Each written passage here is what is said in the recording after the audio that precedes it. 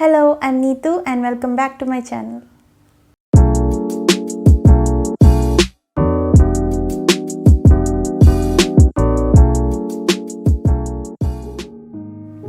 It's fall and I think it's the best time of the year to pull on your favorite sweater and get comfy with your favorite book.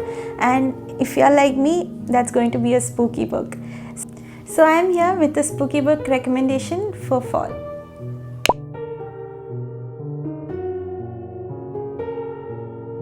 So the first book is Roseblood by A.G. Howard.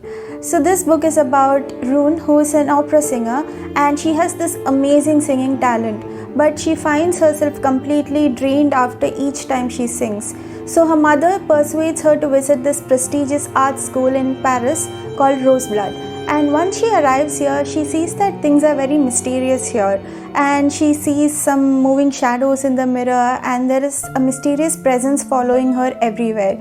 And I got a really dark academia kind of vibes from this book, and I think it's perfect for this autumn. This book is a modern retelling of the classic Phantom of the Opera, and I think it's the perfect book to start off the fall season.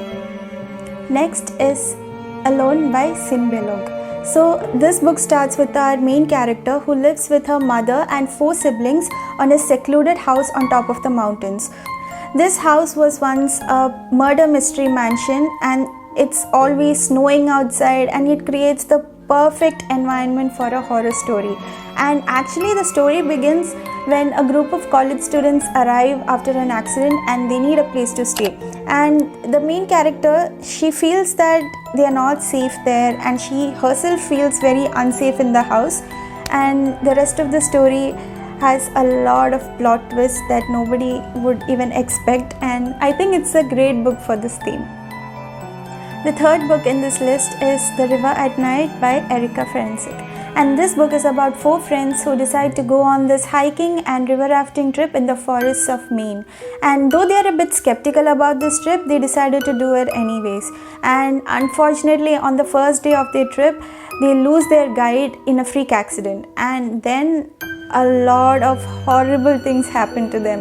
And this book is all about survival in the forests, and I think it creates this very intense setting for a horror story. Though it's not exactly ghosts or spirits, but yes, some really horrible things happen in this book.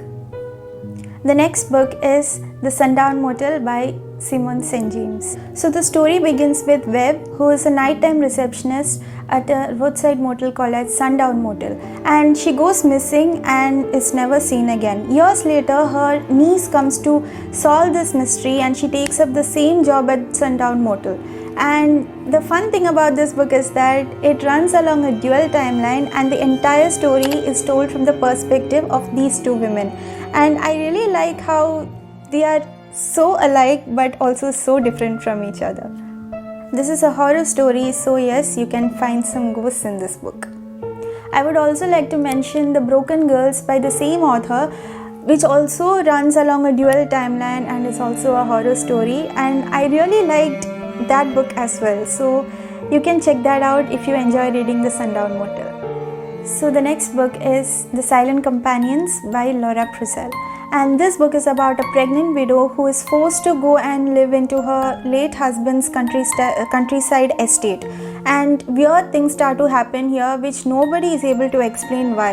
And I can't give away any spoilers for this book because it literally blew my mind. And I think you should really go and read this because there is this intense gothic atmosphere in this book which is great for the spooky season. And talking about gothic horror, the last book in this list is Mexican Gothic by Silvia Moreno Garcia. And this book is about this girl who receives a very disturbing letter from her cousin who believes that she's being poisoned by her husband. And the main character Noemi visits this house, and she finds terrible things happening there, and the people are so cold and indifferent, and this is a really atmospheric kind of a story which is a must read for any lovers of the horror books, so please try reading it. And that's it. I would really recommend reading these books because they are really fun, and I think they are perfect for the spooky season. I'll leave the links down in the description box for all the books I've mentioned here. If you like this video, please do like, share and subscribe. See you next time.